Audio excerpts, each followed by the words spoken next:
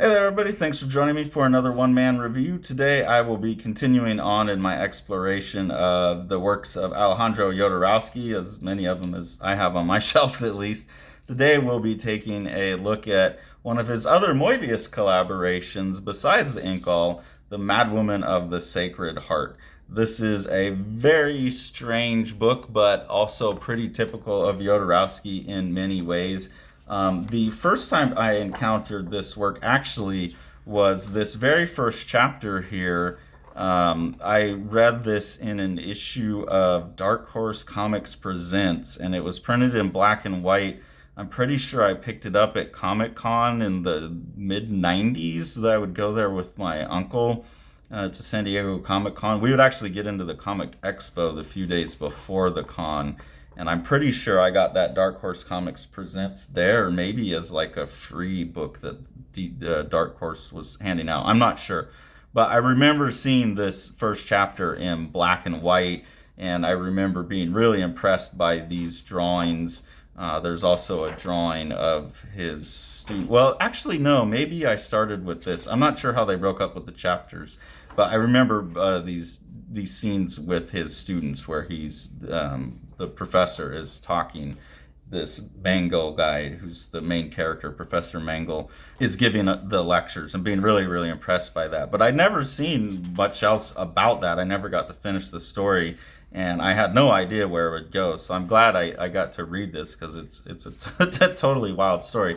But anyways, yeah, you start off with this Professor Mangle guy. It seems like he's kind of a Heideggerian philosopher, but then has turned himself into some kind of also like religious figure on campus where he kind of has this cult following, and everyone that follows him wears purple, and he's telling these biblical stories about the divine decree of copulation, which is, he's talking here about the biblical Zacharias and his wife Elizabeth being able to have a kid in their old age, being blessed. But that's what he's calling the divine decree to copulation, and that's part of the like Jodorowsky's mysticism that weirds me out, and pretty much anyone of that era that's a mystic, Alan Moore included. They all seem to have this really like sex as the primal metaphor for reality and mysticism and magic and all of that, to the point of like rape and stuff. And that shows up a lot in Jodorowsky's work, and especially in this book in a weird way. So he's kind of starting off right out the gate with like the theme of the book is a deeply sexual book. Then you get that theme coming right away with Professor Mangle being came on to, pun not intended, but intended by his student Elizabeth here. And she's like throwing herself at him. He's just been divorced by his wife and everything, who was also a former student. I think it's his third wife that he's left. And so now he's got this young devotee throwing herself at him. And he's going to have to deal with that as an old man. And you could see a few pages later, you see him as a limp dick old man where he's kind of holding the phone in place of where his limp phallus would be. He's someone who hasn't had sex in a long time for whatever his religious reasons are. But he's being tempted now by this young hussy student of his. Part of that struggle is this interior psychedelic grapple with his younger self. He refers to himself as a former schizophrenic, which doesn't really get played up too much in the book. So I don't know if that is like a literal thing or if they're just kind of using that metaphorically. But he talks about himself as a former schizophrenic. And there's also some stuff in here where there's a suggestion that insanity is the way to salvation. Right here he says divine madness is the only way to salvation, which is another one of those like kind of hippie era magic things, is that you've got to like delve into the dark side. You've got to have like this negative mystic break to get the full experience. So he's going through that. There are a lot of other ideas about mysticism in here as well. Some of them are quite interesting and helpful. So like here, you have Mangle and Elizabeth. They're now running away from the police. They caused a stir, and they're choosing to live mythically. They're choosing to live magically in that they're opening themselves up to looking at the world around them for messages. So they're engaging in what I always call pareidolia, just because that's like, the word we came across when we were talking about AI, but hallucinating meaning where there isn't any. It's like seeing face in the clouds or something like that. So they're choosing to do that with the reality around them, and they're seeing like, oh, here's the hotel of the two stars, the hotel of the Advent. And so this is like relating in their mind to the birth of Christ, the stars that led him to Christ, the hotel of the Advent.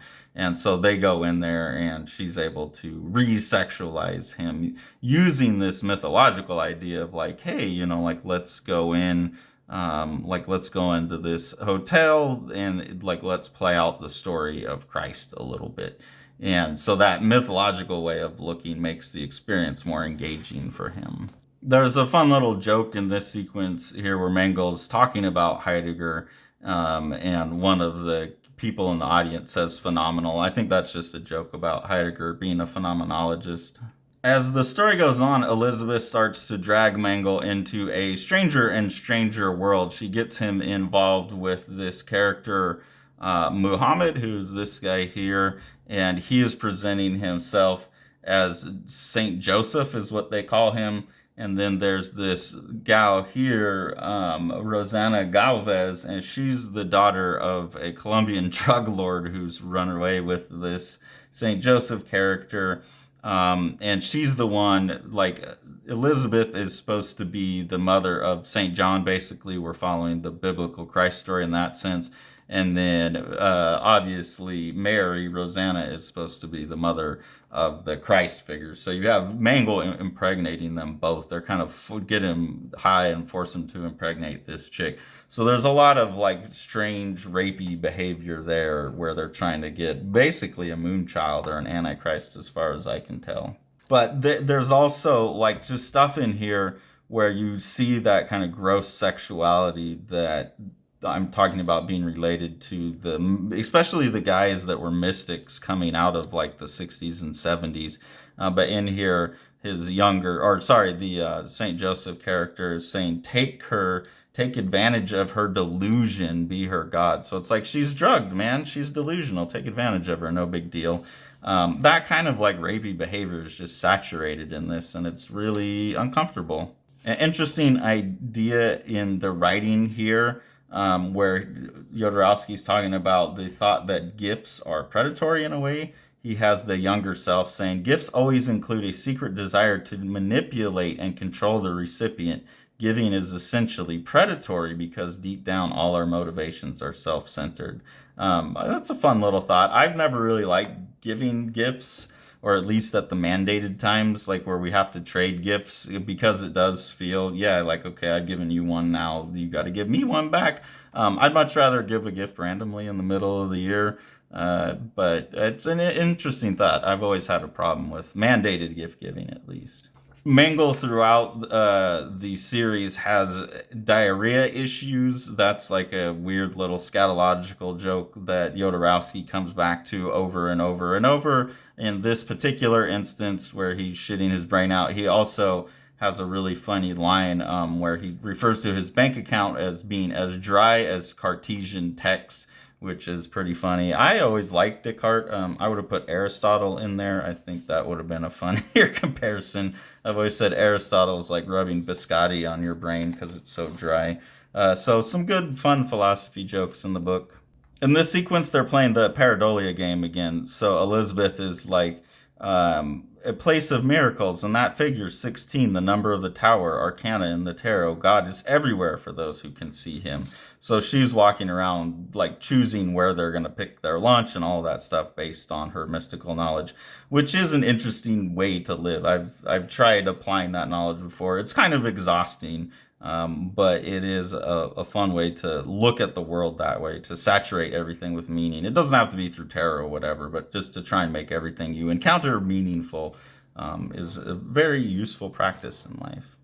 Here now you see Mary again. We're setting up another sacred sex ritual, again trying to get like the Antichrist to be born. And she's saying the fetus of the new Christ will not be born because he has merged with my flesh. The Father, the Mother, and the Son are now united as one. So she's supposedly become the sacred androgyne, the hermaphroditic. If you've read the Incal, you know that that's another one of Jodorowsky's go-to, is the sacred androgyne, the perfectly all male, 100% male, 100% female, all in one. Seems to be his idea of the perfect sexual union, the coming together of the male and the female in one body. I would suggest maybe the male and the female in separate bodies learning to collaborate would be more useful for the world than one person doing it all internally, but that's what it was at the time. Another concept that they're talking about in here in terms of like how to achieve transcendence is they're talking about the pain of age, the pain of being an old, febile old man who's losing his virility. That is a hit on the ego, and so in that sense, like, you're more able to engage in ego death and hit transcendence because of that. So it's a strange, interesting idea. And then in this scene here, you can see they're stripping him down again, and there is a scene where he's basically raped and sodomized. Again, another one of these strange ideas I think all these guys picked up from Crowley about, like needing to be the sacred hermaphrodite yourself. So you've got to have like sexual experiences with both kinds, and you need to be raped and be a raper, and you need to basically experience the full breadth of the human possibilities. Again, not a fan of that. Really uncomfortable with these scenes in here, but it's part of Jodorowsky. There's some drawing here by Moebius that looks a hell of a lot like Carlos Esquerza to me in the way that this character is drawn. The tight little mouth, the big chin, the nose, and then just like the surface finish as well, like a little more ragged. You can see as I'm flipping through the book as well that Moebius's art styles just change dramatically as the book goes, from the typical like thin line Moebius that you think of with the more realistic approach in these earlier sections, and then as you start to get into these later sections, he's playing with a more cartoony style, a lot more like line weight change, big, thick, almost to the point of being clunky in some places, line work. And it feels looser and fresher, like he's, making it up on the spot a little bit more. Has more of the brush work that you're familiar with if you've seen like the Blueberry stuff. So an interesting mix of like his approaches and an evolution of his approach as the book goes on. Another nice little quote right here: truth necessarily implies experience. Mangle's having a real come to Jesus moment here, where as someone who was a transcendentalist, an idealist, someone who thought that they could kind of get out of reality, now having to experience the physical world directly, he's saying, to think that I believe that the physical world only existed because we thought it into existence, I refuse to even compare the material with the spiritual. Now I think I'm going to throw up. It's like, yeah, because you're on the bottom of a helicopter. You can't like idealist your way out of that one. If you fall, you fall. Some funny like criticisms of philosophy in the writing from Jodorowsky. As they run away from Europe, they're headed back to Colombia with Mary to go back to her drug lord father. In the sequence where they do get into Colombia, there's a very like Return to Eden sequence where they're running around in the jungle. They're feeling like natural. Mangle's virility has returned to him. His strength has returned to him. They've returned to nature. And I can tell you, like, me and Tori both very much feel that, having a place that's kind of out in the woods. So they're really enjoying that at this moment. And then, obviously, paradise is always disrupted. So that's disrupted by this big military strike. Then here, there's some commentary on the American drug trade. They've bought our government, and politicians sell the powder they confiscate from us to them at a discount. Then they sell it in their own country through their corrupt cops at a higher price. We're not criminals. We just help these gringos bear their disgusting lives. Without our dope, their society would crumble.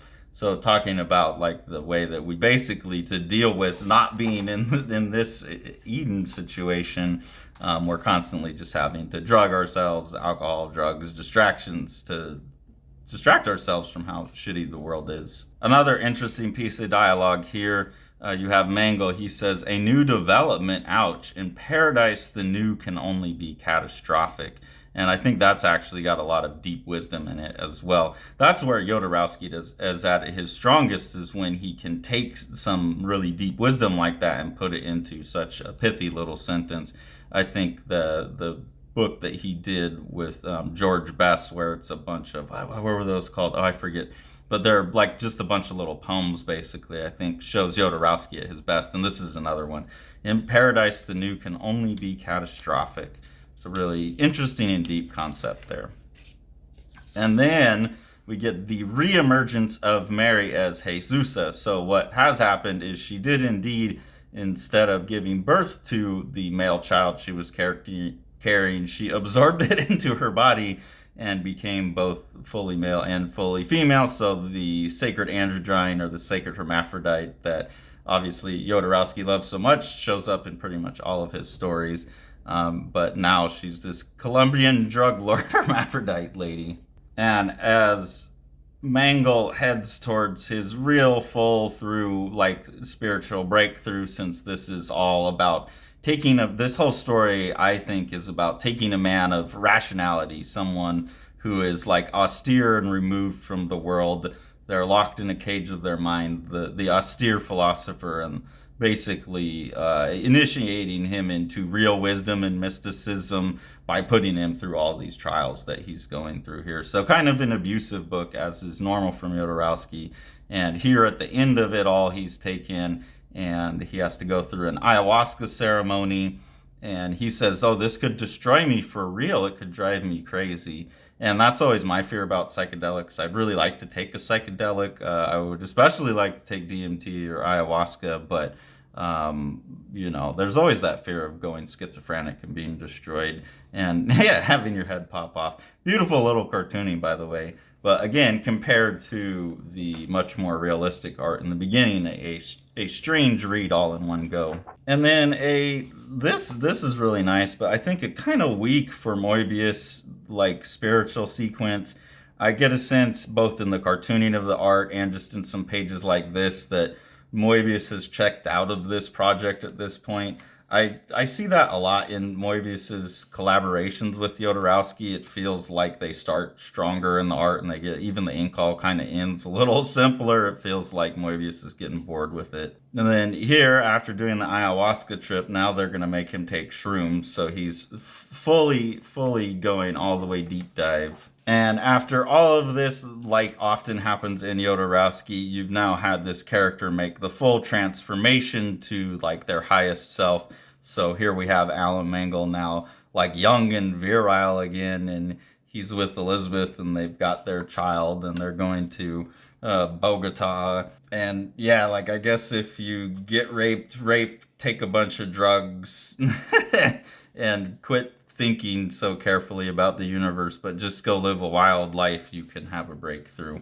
But I don't know. There's, like I said, there's a lot of wisdom in what Jodorowsky has to say in all of his books, but there's I think it's just a cultural hangover from guys of that era where there's these certain ideas that they can't let go that are just unnecessary ideas.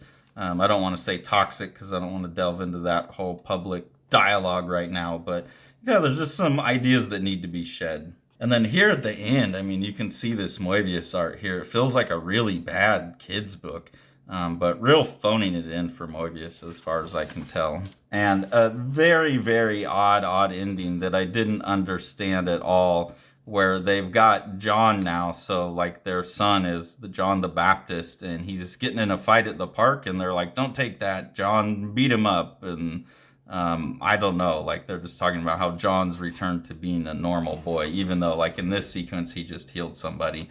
So I don't know what he's trying to say at the end there. I mean, obviously he's suggesting that there was an Antichrist born and whatnot, but doesn't seem to relate to me to the character arc that is the main theme of this book, as far as I can tell, which is Mangle's character arc coming, through this whole experience that he's come through. So, not totally sure what to make of the ending of this book, but I do know that this idea that you can go take ayahuasca and mushrooms and get raped in the desert and come back as a younger, more virile version of yourself seems to be one of the core of Jodorowsky's ideas about the world. And as much as I enjoy reading his books, I'm just a bit baffled by him oftentimes.